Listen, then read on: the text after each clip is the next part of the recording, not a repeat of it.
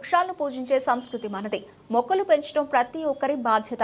ఎక్కువ చెట్లతోనే ఎక్కువ ఆక్సిజన్ సాధ్యం. అంతరించిపోతున్న వనాలకు ప్రాణం పోవడం ద్వారా మన కోసం, మన భవిష్యత్తు తరాల కోసం ఆకుపచ్చ పచ్చ వైభవం తీసుకురావడమే వన మహోత్సవం అని ఆశా స్వచ్ఛంద సంస్థ వ్యవస్థాపకులు, జిల్లా కాంగ్రెస్ నాయకులు డాక్టర్ దయానంద్ అన్నారు.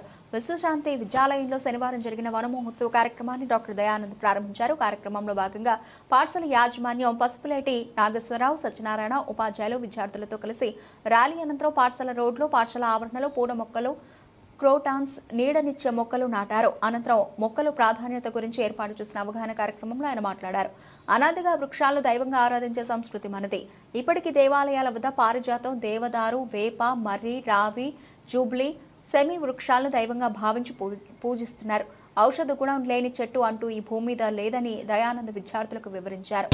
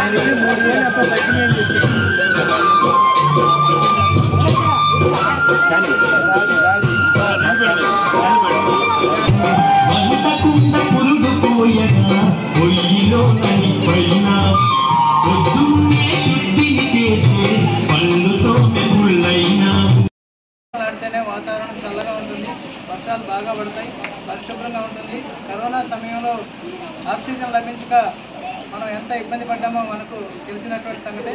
కాబట్టి మనందరం కూడా ఒక్కొక్కరు ఒక మొక్క నాటాలి. మీ అమ్మగారి పేరు మీద, మీ నాన్నగారి పేరు మీద.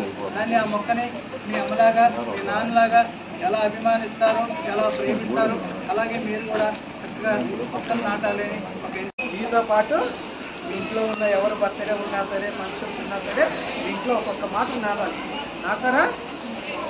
మీరందరూ కూడా ఇప్పుడు ఈరోజు ఈ 300 మొక్కలు కూడా మళ్ళీ నేను రోజు తర్వాత మళ్ళీ వస్తాను, వచ్చి అసలు ఎలా పెరుగుతుంది ఏంటి చూసుకున్నా. మీలో కనుక ఈ మొక్కని ఎవరైతే మంచితారో వాళ్ళకి ప్రైజ్ మనీ కూడా ఉంటుంది. ఓకేనా?